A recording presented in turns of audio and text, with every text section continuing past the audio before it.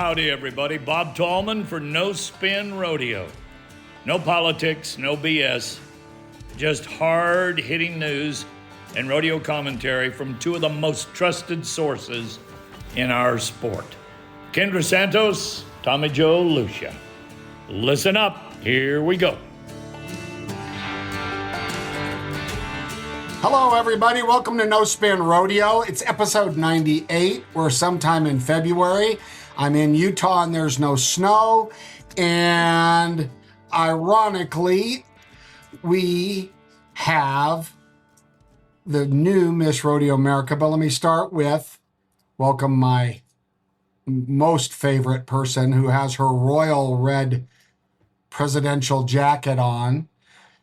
I guess you've been running across pastures. Good afternoon, Kendra. How are you today? I'm great. Thank you very much. Well, we're going to get started. We have Miss Rodeo America 2026, our very first queen on this show. I mean, we've had some dudes that I would call queens, but our very first formal queen on this show. Welcome, Olivia. Thanks for joining us. Oh, thank you for having me. I didn't know I was the first queen, so what an honor. You know I have a former queen in my family, right? Yes, and she's one of my favorites. She helped me prepare for the Miss Rodeo America pageant, so thank you, Lisa Lucia.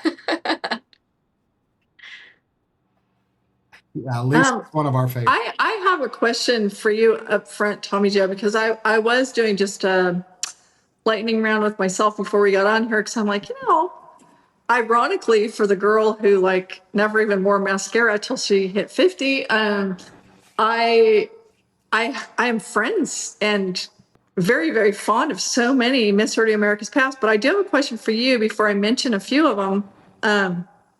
Was Miss Rodeo America 1975 Connie Della Lucia from Utah? Is she related to you, Tommy Joe? Lucia. Well, I don't think so, but my dad was on the road a long time. Not that I'm aware of. I'll leave it at that. Okay. Before we start into this, can I just rattle off a few of these because it goes all the way back to 1973, Pam Martin from Nevada, as in Pam Minnick.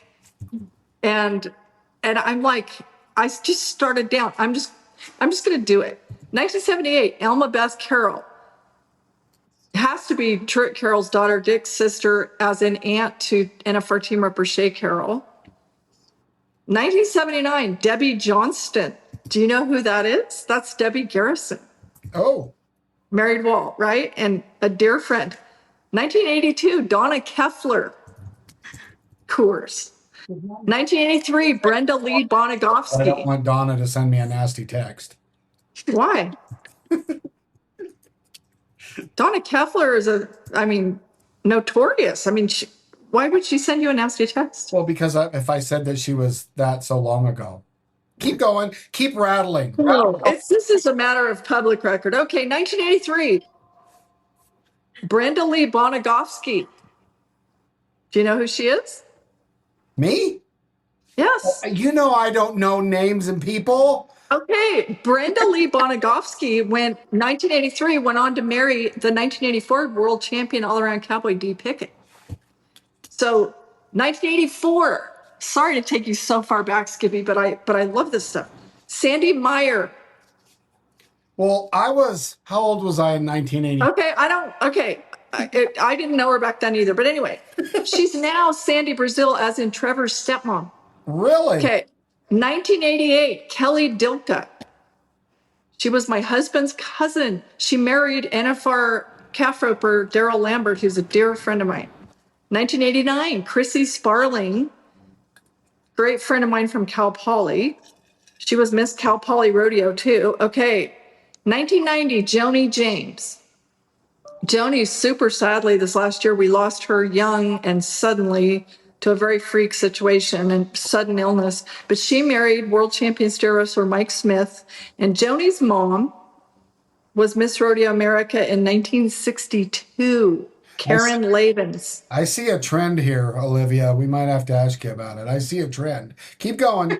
Okay, 1995, Jennifer Douglas. Married Strand Smith. Now it's Jennifer Smith. I mean, super cool. Okay, I remember those two when they were dating. I have a vivid memory of them out in the Cal Palace parking lot. They were running to a, they weren't married yet, but they were so cute, and they're holding hands and being all proper because she was being chaperoned. Okay, Go ahead. 2008, Amy Wilson. Oh. And I just played pickleball with Amy Wilson. She came to my grandson's first birthday party. She and, Alicia Erickson, Miss Rodeo Canada. Awesome, fun. Okay, 2012, Shanae Shiner. She married Stetson Vest, and Stetson was in my son's wedding. And then the last one I'm going to mention, 2020 and 2021, Jordan Tierney, who married my son, Paul's daughter, world champion cowboy. That's Paul's daughter, Paul and Robin, who was Miss Rodeo South Dakota. But anyway, she's married to my son, Taylor. And so we both have immediate family members who were Miss Rodeo America. That's pretty cool. But the most striking thing is 98% of them hooked up with a cowboy forever and ever. Right? So, okay, Olivia, first question. Who you got? Who's on your radar? Or have you just done eliminations? It all starts at the National Western. Yes, the National Western. What a great time, Tommy. Should we go back yet? I don't know. Well, but this is kind of cool because the Utah Days are 47 Rodeo, of course, is proud of Utah. And I had met you earlier, and you are a former Miss Rodeo Utah, and now you represent this great state with that cool crown we'll talk about later. But first off, congratulations. And I wanted to start it off because I think it's really cool. You've had your whole time, and I remember hearing it earlier, you kind of got a theme. I don't know how this works for you guys, but I love what you say, and I heard it at the National Western, and that is enjoy the ride. Is that correct? Correct, yes.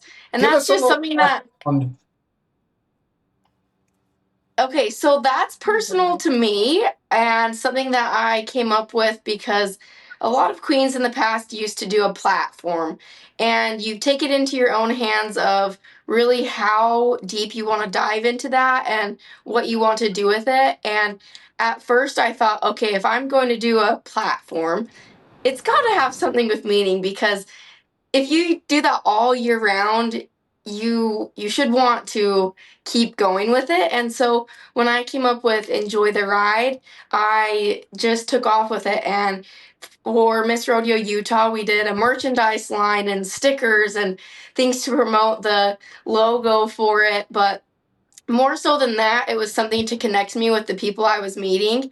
And you meet so many people doing this, and not just rodeo fans, but also people at public and community events that have maybe never gone to a rodeo. So my inspiration with this was that I could encourage people to chase their dreams just like I have, and to do something that they're really passionate about, no matter what that might be. Even if it's not rodeo, if they like to dance or play sports or play a musical instrument, which is something that I wish I had the talent of.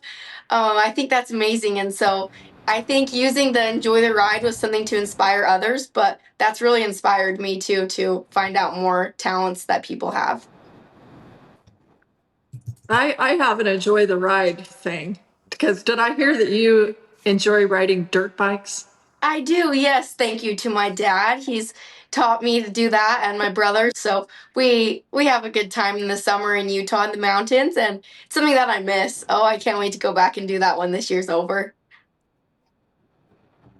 But there's a little bit of difference in riding a dirt bike in Texas and riding a dirt bike in the mountains. I wouldn't ride a bicycle down a mountain, and you ride a dirt bike down a mountain for real? I do, but let's not really think that this is cooler than it is. I'm pretty cautious. I mean, I want to make sure that I can get home and ride my horse after too. So we go on those trails and make sure it's something that I can handle. Now, before we leave the enjoy the ride, my grandson sings this song probably because my son said in the truck going to school listening to a Chris Ledoux song that says something about sit tall in the saddle, hold your head up high. Any connection in that and your theme? That's exactly where I got it from. I have that chorus of his lyrics on a poster in my room, so I was very familiar with that. And one day when I was still brainstorming and trying to think of something simple but impactful for my platform title, that song came on my shuffle, and I thought there's nothing better to use because it ties into the Western history and a PRCA world champion cowboy, but also something that's really easy to connect with. You know what's weird? It's crazy. All of a sudden, it's been 50 years since Chris won the world. Isn't that wild? I mean, 50 years ago. 76. And how long since we've lost him? Like, it just seems like yesterday he was performing at Cheyenne and I was there. Like, it's just crazy. Time. Yeah. Pretty wild, but what a beautiful inspiration. The place that inspired all those songs is absolutely beautiful. Yeah, so, it is. Yeah, and good. What a great way to carry on his legacy. If that's something that I can help with. I remember going to the Pro Rodeo Hall of Fame last year and that museum and seeing a lot of his old gear and different notes that he had written in the museum in the Hall of Fame. And I thought, wow, this is really cool to actually have a connection with that. It's something that's not very distant. I mean, that's just immersed in our world. Did you pay to get in there? Because they need the money. So, sorry, that's a whole different podcast. Sorry. What'd you say? He has a mild case of Tourette's. Don't worry about him. Okay, so I am dying to ask this question because I never did hear.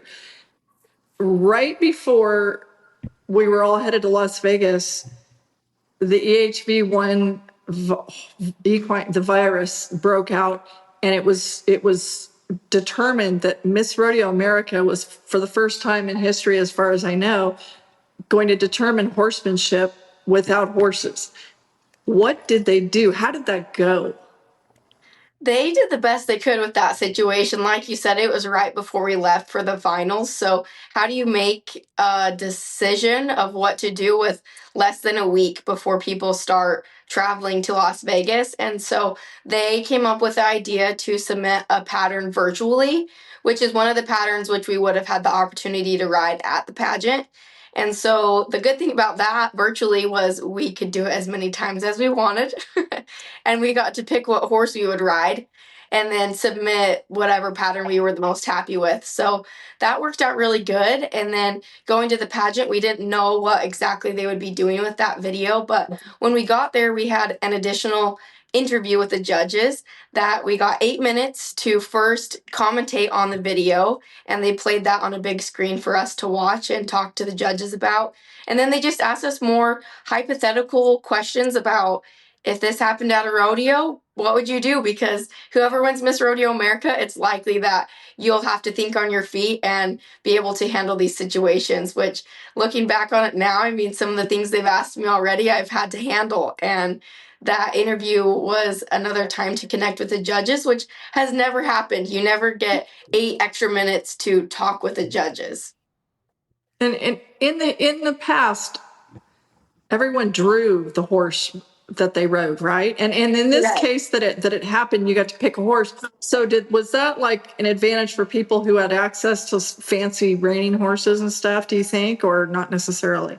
That was something that they were afraid of. So what they actually ended up doing was saying there would be no points for the video itself, and we would only be judged in the interview. So it was essentially just how you could talk about your ride and what you chose to talk about as it was playing.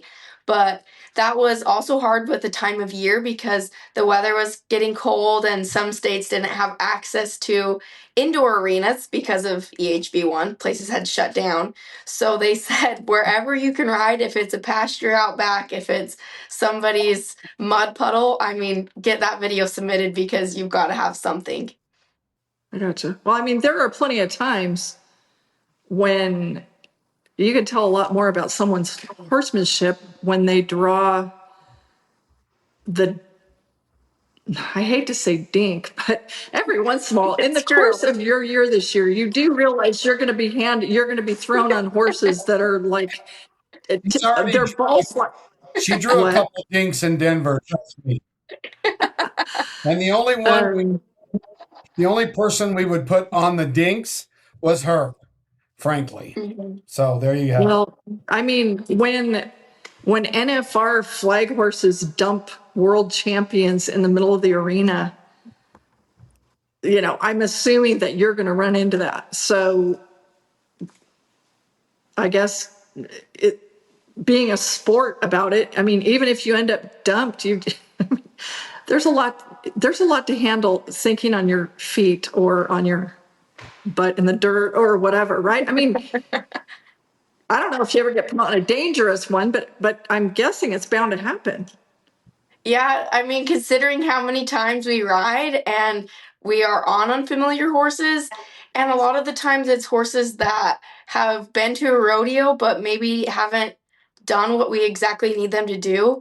I remember looking for a horse last spring, and my dad said the reason it's so hard to find a rodeo queen horse, a horse that you can carry flags on and do parades and all these different things with, it's because there's not a lot of them out there. I mean, there's just when you have a good one, you don't sell them, and so to find one that's been experienced with that is tricky. And supplying horses at different rodeos for Miss Rodeo America, or different rodeos for Miss Rodeo America, can be tricky too because we need one that will stand in the middle of the arena for the American flag and then turn right around and carry sponsor flags all night and just, I mean, we need them to be perfect, but a lot of the times they're not. So having the horsemanship skills to be able to get by is something that's necessary.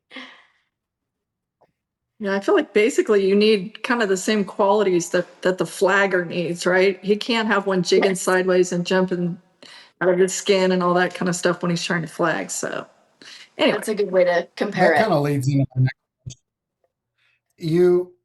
Would you say that queening, I learned that term, queening, is more about currently beauty or being a cowgirl? Or Oh, both? toss Equal. it up. Yeah, I would say equal. Definitely equal because in the pageant, we're judged on our horsemanship skills and our appearance. And the appearance comes from what we wear and how we present ourselves. But it's much more than that. When you get to the rodeo after you win at the pageant, you have a job to do. And you're someone that they've trusted and that's been hired to come and get the job done. So I mean, if you can't cowgirl up, you're going to be in a lot of trouble the rest of the year when you've got that crown to represent. I would love to talk a little bit about it. It's not just showing up and being pretty, but it's also, I feel like, I don't know, I've had countless young women walk up to me in my lifetime and be like, oh, you know, I want to do what you do. And I'm like, are you sure? Because I think they think it's like glamorous or something, but like they're not here for the all-nighters and, you know, whatever. But talk about the part of Miss Rodeo America that's really, it's not all just so glamorous, right? I mean, and it's not just, you know, waving to the crowd in a lap around the arena. I mean, you do things, talk about the other things that you do in that role. When you go to a rodeo, you do other things to help the committee, right? Oh, definitely. A lot of the times we'll be invited to go to the production meetings and make sure that we're clear of what the schedule is going to be like at the rodeo. But before the rodeo, we go to different public events, luncheons, uh, banquets, auctions, anything that we can do to help promote the rodeo and the other things that are going on at the same time. I mean, right now stock show season, so we've had a lot of opportunity to go to the livestock sales and watch the kids when they're showing, and that's been really great. So it's something that does require long days, and if you're not up for the early mornings and the late nights, then you're in trouble because there's so many places that are excited to have rodeo queens there to one, serve and help at their events, but two, promote the rodeo.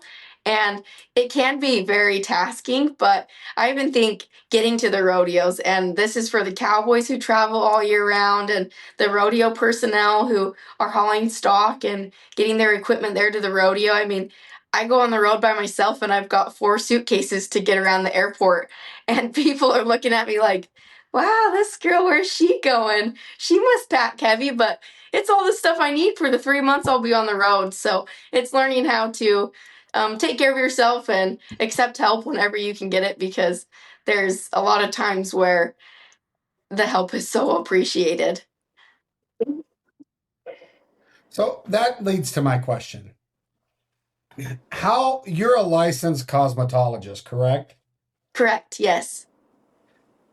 How early do you have to get up for your first appearance? Like, are you a 2 hour like remodel job, or what's your like? What does it take to look like you in the morning? You know, lucky for me, I have the cosmetology skills that I learned and was able to practice years ago. And I've been doing this for so long. I started when I was 8, and I've never taken a break. And every summer has been full of rodeo queen titles. And when I represented as the Utah High School Rodeo Queen in 2021, I traveled a lot by myself again. So I've been able to practice this and master it. It's something that I have a lot of tips and tricks to be able to get it done fast to save me some time, because you're right, some girls it's 2 or 3 hours every day and that adds up. But I'd like to say that on average I'm about 50 to an hour, 50 minutes to 1 hour. If I need to, I can be quicker. Hour. If I don't need to, maybe I'll take an hour and 30 minutes. Wow. An hour and 30 minutes of your life putting your mask on. That just amazes me. But yeah, because as I'm a not that dude, right? I'm not that committed. There's I'm envious zero of chance that I'm getting up and not early. just the Hour mascara, and 30. Kendra. Isn't it funny that she thinks an hour is just killing it, right? Yeah. It takes me, I can take a shower in exactly 6 minutes and be clean, by the way. Anyway, all right. So I've got a lot of stuff going on in my background. That's my dog running around. That's my dog standing there with her little dog hoodie on. I like I her don't know why outfit. she's I making a. noticed that. That's Phoebe. Yeah, she's 120 years old and still Oh. trucking. Okay, sorry for the distraction. Okay, I'll wrap another question to you. Because we kind of touched on this. How I would think it's an art to handle all the dudes that hit on you, right? Like, no, I'm serious because this is the kind of stuff I like to talk about. I Cowboys? can't What? imagine how many dudes hit on you in the course of one performance. Like, You know, and seriously. I mean, it's hard to pinpoint a number, but also, like, what ages? It's not just the kids who are my age, and I mean, Sorry, that's prime. I love it. Yeah. Grandpa? so being able to steer away, that's something you have to be able to practice and do. Are there actual, like, I'm sure that there are, like, rules and restrictions for you? Like, does a chaperone go with you or no? No, a lot of the times it's just me traveling. Sometimes when I get to the events, the rodeo who has booked me to come and be with them, they'll have somebody who is maybe my contact and chaperone, if you want to call it that, that will pick me up for events and get me to where I need to be. But as I've talked about, there's so many things that you do and your schedule's all over the place. You go from this to that. And so it's hard to have someone with you all the time, but it is fun to do that on my own and be able to really connect with the people that are there. But when I do get to travel with someone, I like that just as much because you do have a buddy with you, which is nice. Okay, but let's there are rules, right? Like, you're not, obviously you're not allowed to be married when you Miss Oh, Rodeo yeah. America, and are you allowed, are you specifically, is there like a rule book that says you can't date people? Like, sorry to be so personal, but this has to be in the playbook, right? Is there a guideline for that? It's a good question and one that Sorry. is it's very unclear, and a lot of people don't understand that. But yes, in the rule book, you cannot be married, but there is no point brought up that you may not have a boyfriend. If you do have a boyfriend, it does bring up that all relationships must be. Mm, let's see, how does it say it in the rule book? I mean, no public affection displayed. You can't. I mean, all relationships should be professional, essentially. I think they should be in the real world also. Mhm. Like when you're trying to eat your pasta and you look over at the other table, it can be disgusting. But that's cool. So, but given what you said, Kendra, which is really interesting to me, is how many Queen's significant others are cowboys. And I don't mean to keep bringing, but I think that's a remarkable Yeah. stat, right? And so I'm sure you're going to meet some attractive, athletic. So it sounds like that you could quote unquote have a off the record relationship and not get in trouble. Fair? Certainly. Okay, Yes. this is, I feel like you're talking about a bucking horse breeding program. Hey, No, you can run into some athletic studs. I'm not talking about hooking up. I said relationship. Kendra, Okay. she's never there'll never be another queen besides her that comes on our show now because of me. Okay. All right. Well, what the Kendra, your turn. Let me find another nasty question. Okay, so I know, you are being an ambassador for the entire sport is a big part of your job, and so I don't know how often, but I can't imagine, I know it's early in the year, it's just February, but surely over the years, if you've been doing this since you were 8 years old, or being Miss Rodeo Utah, surely there come times when people approach you with either complaints or throwing some, obviously if they have questions about, how the animals are treated or whatever, like you're well versed with the facts on that, which are, that's great. But do you find yourself, I can't imagine not, in positions where part of being an ambassador for the sport is having some sort of tough conversations of people who are either, complaining about certain things within the industry or trying to get you to, say something damaging, or I don't know what it is, but do you ever find yourself in really hard conversations and having to handle that, as, in the public eye, and it's tricky, I would think.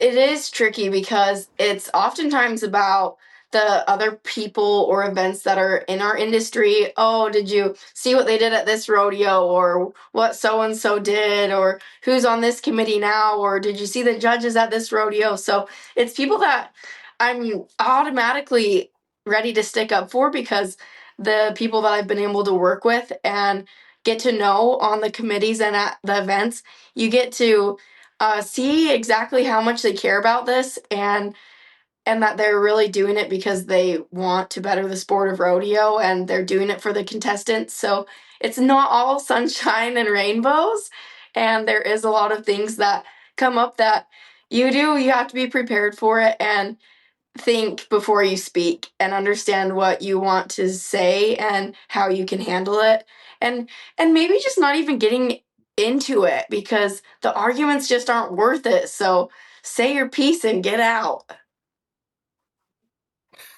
Sweet. Well, I know everyone enjoys the new world of sometimes social media can be brutal, and I don't know if you ever Right. have to deal with that in your area, but it's what we've all found is I'm just blown away time and time again that people will say things about people they've never met. And I think it's very tricky. So that's a layer. The women I'm talking about, when Pam Martin was Miss Rodeo America in 1973, she had there were all sorts of landmines that you face today, be it social media or cell phones or whatever else, that was not a part of it back then. It was a much simpler time, really. But now, I mean, hey, ask Rucker Steiner, you can't fly off a balcony and somebody's not rolling tape, right? I mean, it's Right. in 2026, it's a you can't do anything without somebody. I don't know. I don't know if you ever run in, jump in a horse trailer and pee, but God help me, if I was Miss Rodeo America, I'd be busted on that. So anyway, you can't get away with anything these Right. days. And like you mentioned, people will say the craziest things online about the other fellow competitors or people in the sport that they've never met. I remember after the pageant, my mom had come across some comments and they had been posted on the Miss Rodeo America page on some pictures that were of me at the coronation. And my mom was just distraught. Oh, don't look at it. Don't. You can't bring yourself to look. It's just terrible. And I thought, first of all, I just want to know what they said, because if it's this terrible, then who's saying it? Do they even know who I was? But you give it some time and the right people stick up for you. And sure enough, people did. They had my back and said, this girl's a cowgirl and she's going to do a great job. So I appreciate the support I have. And it's really incredible that I'm able to reach so many people on social media. I look at the statistics and see how many people my posts are all reaching. And I just can't even fathom that hundreds of thousands of people know who I am, and that's because of rodeo and social media. The word really spreads quickly. So about the pageant, I did a quick watch of the pageant. I think I'm going to give them a recommendation. When they put the crown on your head, they should give you a chair to sit in, because the squat down, like the wall squats for 15 seconds while they place the crown, it's not cool. They need to give you a stool, a crown of thorn, or anyway. I just They thought could that make it looked really very. cool. I mean, that thing could be bedazzled and really beautiful on stage. That's a great suggestion. Yeah, yeah, crown of, like they have on the movies, like this big giant. Anyway, but I don't know I if thought anyone's I ever felt thought of sorry that. because the squat down thing for 20 seconds, that you got to have some calf muscles. You did good. You did Thank really you. good. Thank you. Really. All right. So I have a quick.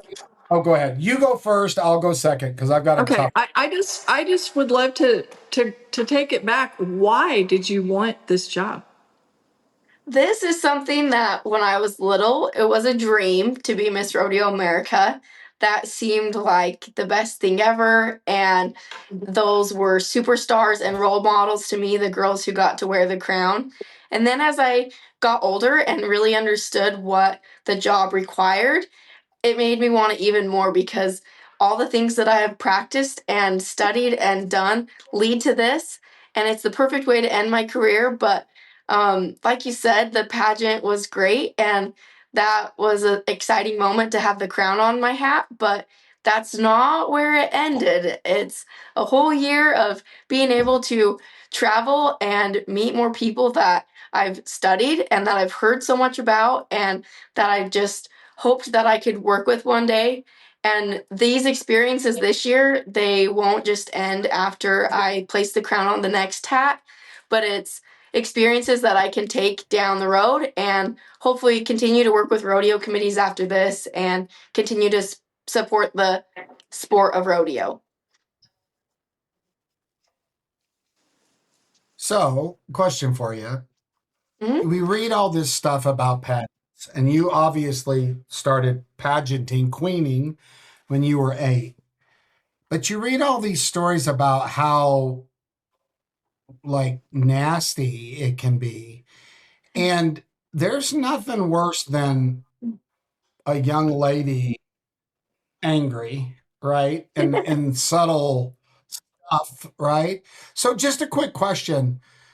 I assume, and you can just say, look, I prefer not to comment, but I assume that in these pageants along the way, that you've run into some really mean girls. Is that fair to say?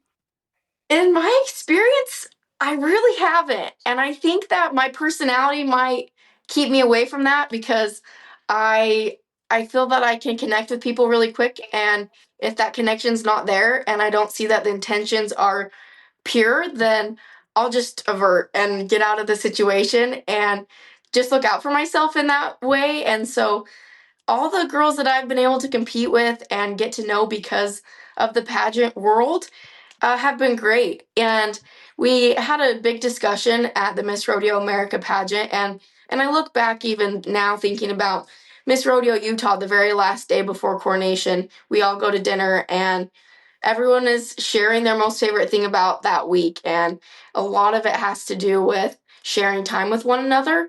And then at Miss Rodeo America, again, our very last meal together that we had, surrounded by the judges and different committee members, it was all about whoever takes this crown and continues the next year is going to have a tough year. Like I said, not all sunshine and rainbows. So they encouraged the other contestants. Now that I have the crown, they said, everybody support her. And that's exactly what I felt on stage when I had the crown on my hat and everybody came around to give me hugs and tell me how excited they were. It didn't just stop there. They weren't doing it to put on a show and to be excited for me on stage. Afterwards, I saw them throughout the finals, and they were still so excited for me. And even yesterday, the girls have texted me and said, "Are you doing okay? When you come to my state, let me know what you need." So it goes far beyond the pageant, and there's mean people everywhere in the world, and sure, they're probably in the pageant world somewhere, but not in this group of girls. In the Miss Rodeo America pageant, I don't know if I will get this right at all. There is appearance or photogenic, right? Is that one of the categories? Both, they're And then separated. there's horsemanship. Just Yes. separate. Okay. And just name the categories for us, I guess, if you would. Sure. So appearance, photogenics, personality, test, public speaking, horsemanship. I could be missing one. But the best way I heard this described So, was whoever wins the crown has won the average. In rodeo terms, that's a great way to put it. Like the average of the national finals rodeo, whoever's the best over 10 days. Essentially, that's what you've got to look for as a rodeo queen, too. right. And the test, I have judged a few pageants. I've done portions of the Miss Rodeo America pageant, and I've done state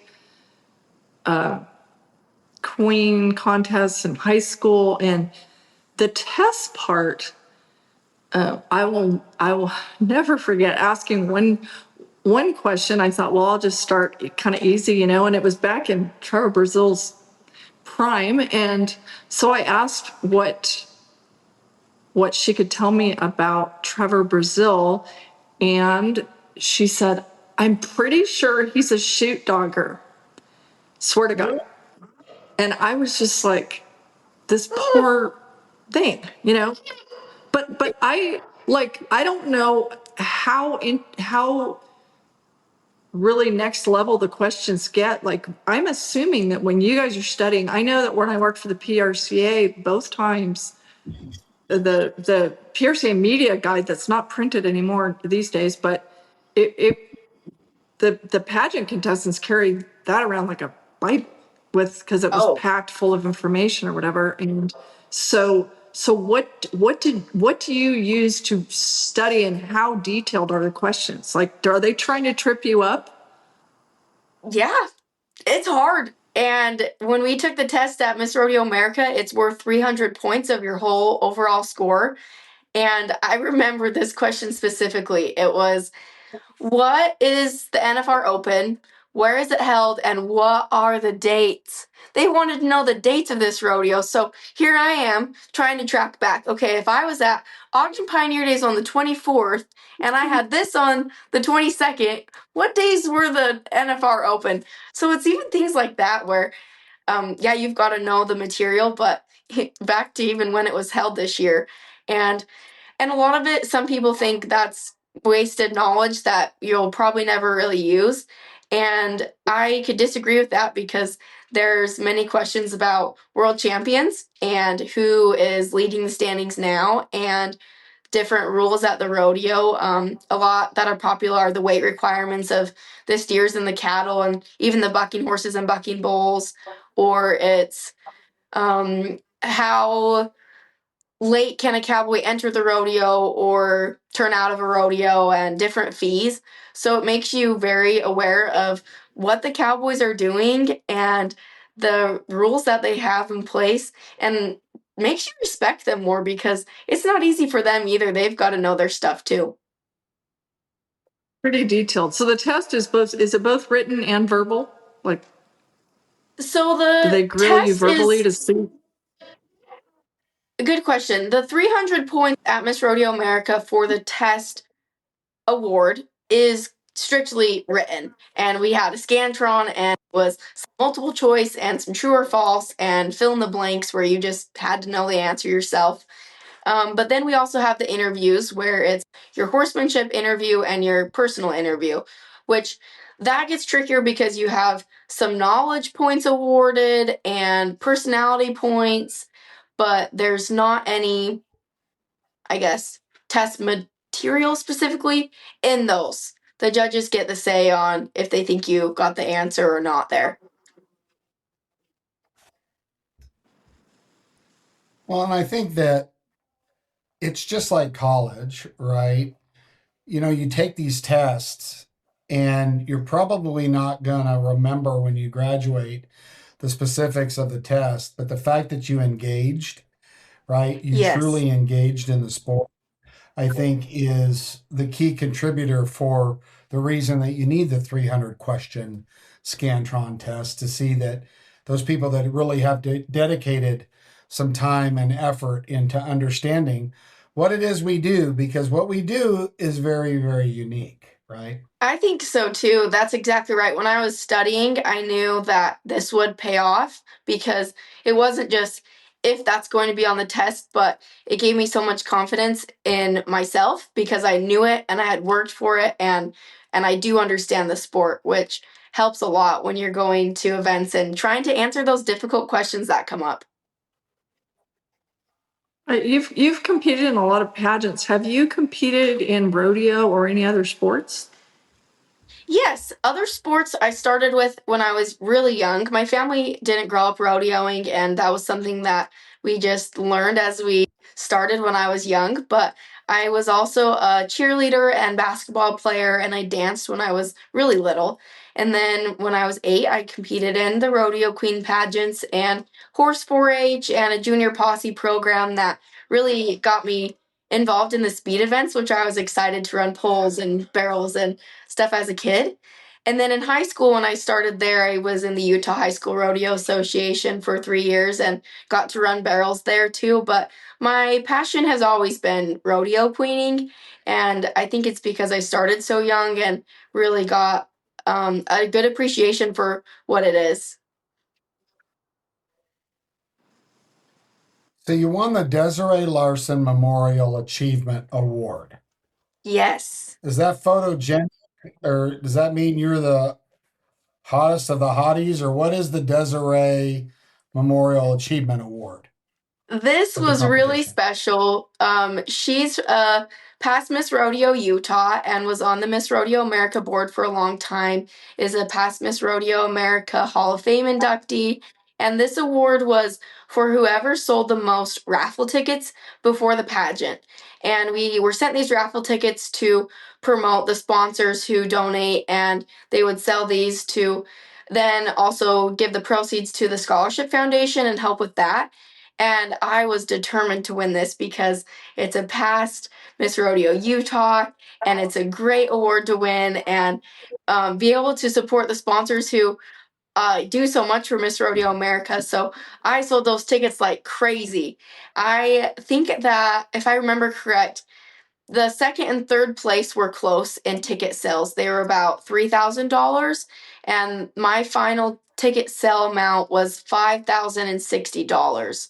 So the support I had in selling those tickets, oh my gosh, it just was incredible. I sold them like crazy. Did you sit out in front of Lowe's with a little bell? Please Just donate to wondering. my cause.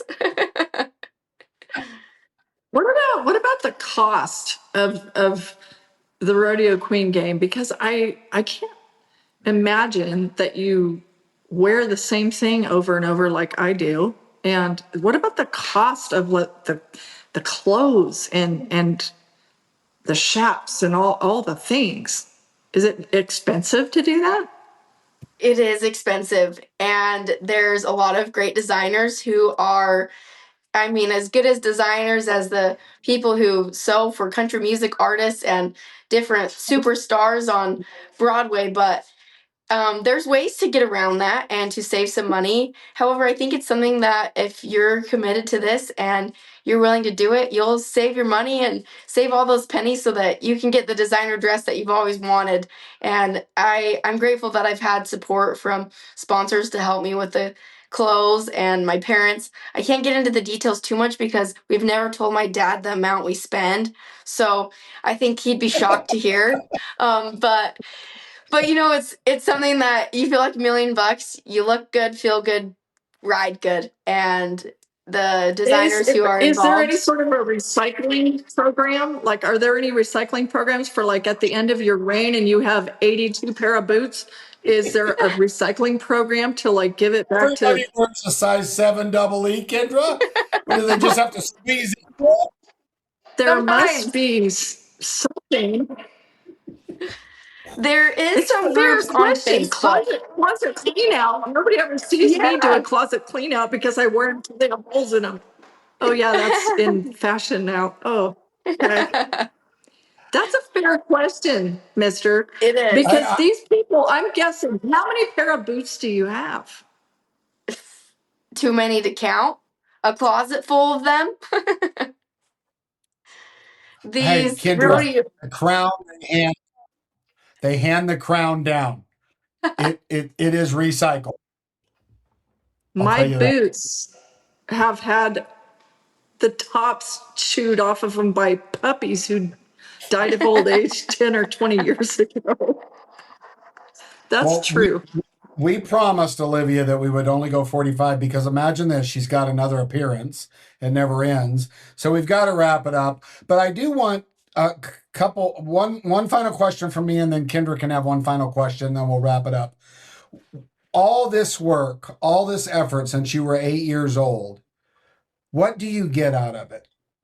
Like, what do you get? Don't you get a scholarship? Tell us, like, when you finish this, besides the experience and Mhm. probably a world champion as a husband, what else do you get? We should have started with this question because I could go on and on. Um, but you're right, there is a lot of scholarship money involved with the pageant, and we are lucky to have that. I was awarded $23,000 in scholarship money that I'll be able to take back with me and finish my bachelor's degree at Weber State University in communications, focusing on public relations and advertising. So, setting me up with a really good education and getting started on a great career. But yeah, hopefully I can continue in the Western industry and keep working with rodeo committees and volunteering on those aspects. But I'd love to stay connected with a career in the Western industry. There's so many great companies to work for, and so many that I've been able to meet and get to see what they really do every day. I toured with Montana Silversmith at the beginning of the year, and I went to Columbus, Montana to work with them. And I said, well, gosh, I didn't think I wanted to move to Montana after this year, but I might just have to so I can work with you guys. So it's just opened my eyes to a lot of opportunity. What is your advice to others with this dream now that you know like what it takes? I mean, are there things you'd say don't sweat that, it doesn't really matter, but this is really important. For those who would love to be where you are right now, what would you say?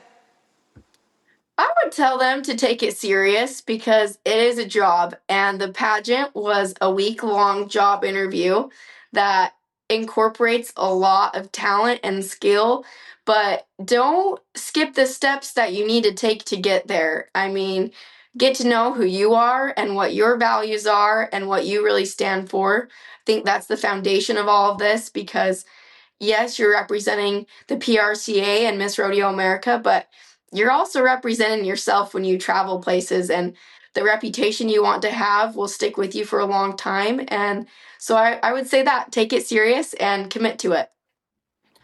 Well, I'm going to end the episode with reading this Chris Ledoux because let me first say I am on behalf of the Utah Days of 47 Rodeo.